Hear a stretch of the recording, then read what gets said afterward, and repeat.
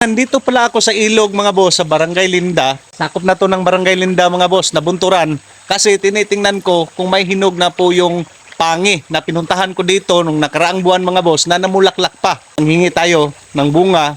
Dadalhin ni Sir Jong sa Don Carlos Bukidnon para itanim nila doon sa ilog. Pampigil ng baha yung purpose mga boss at saka pagkain na rin.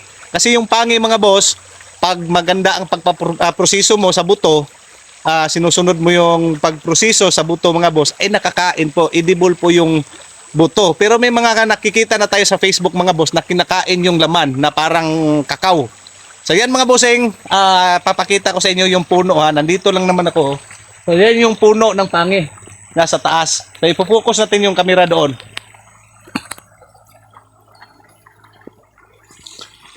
So yan mga boss oh. Ito pangi din yan. Yung parang Jimelina yung dahon. Saka ito yung namumunga. Kaso lang mga boss, yung bunga niya nasa taas. Ayan oh. Napakataas mga boss. Nasa baba lang para makakuha na tayo. Matingnan natin kung pwede na siya. Ayan oh, tatlo. Ayan, nasa tatlo. Yung isa may yung dalawa na magkatabi tapos may isa na nasa gilid. Ayan. Ayan. Pasensya na mga boss kasi yung cellphone natin hindi kagandahan. So ilan lang ang bunga mga boss. Hindi maabot yata ng mga boss eh. Wala yatang 10 ito. Hindi pala ganun kadami mamunga yung pangi. Akala ko pag namunga yung pangi maramihan na siya. Pero titingnan pa natin siguro dito mga boss kung mayroong mga ibang puno pa dito. Mayroon pa bang kuwan? May ito hindi ba walang bunga eh. Yung lang hindi masyadong mataas. Taas eh. At saka wala siyang bunga sa kuwan lang yung sa baba. So ang gagawin pala nito mga boss,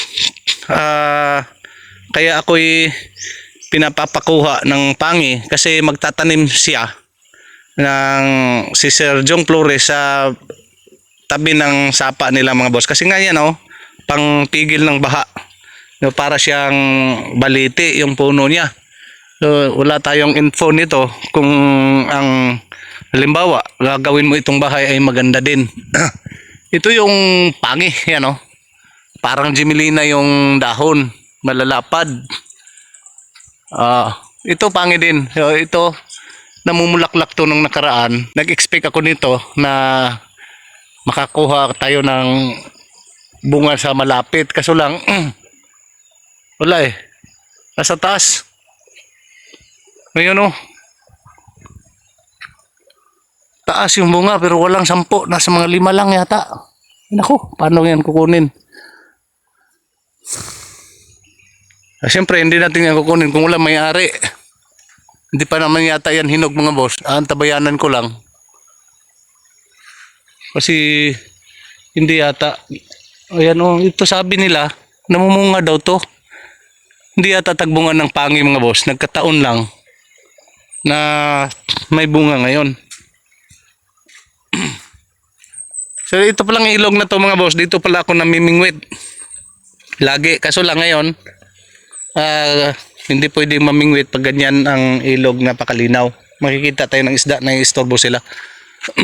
Itong pako-pako malaki. So yan mga bossing, after few days balikan ko siguro dito. May nakausap ako dito, hindi naman nila inaano tong pangi na walang kumakain ito dito. Mayroon daw nga nalason nito sa buto kasi nakagat na hindi na proseso ba. Dapat kasi mga boss, masarap ang buto daw nito, parang nuts din. Kaso lang dapat nasa tamang proseso kasi pag kinain mo to ng hilaw na hindi mo nababad sa tubig, hindi mo napalabas yung yung cyanide, may cyanide daw, ay maaari kang malason. So yan mga boss, balikan ko na lang. Thank you for watching. Hanap sana, yan ba yung daan ko?